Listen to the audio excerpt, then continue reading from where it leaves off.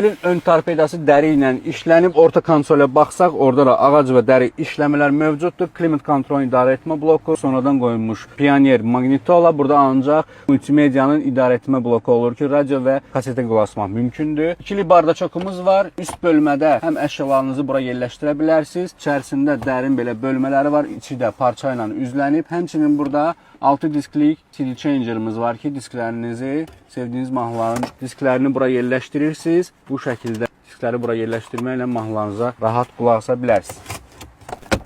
Alt bardaçoka baxsaq, içi dərindir, içi də parça ilə üzlənib. Bu dirsək altlığı 2 mərtəbəlidir, üzəri dəridir. Çox keyfiyyətli və uzun ömürlü dəridir burada. Bura həmçinin cool boxdur, içi də parçadır. Alt dirsək altlığı da görürsünüz, dərinin içərisində müxtəlif əşyalar var. Stəkan altlığı bu şəkildə buradan belə fırlayır.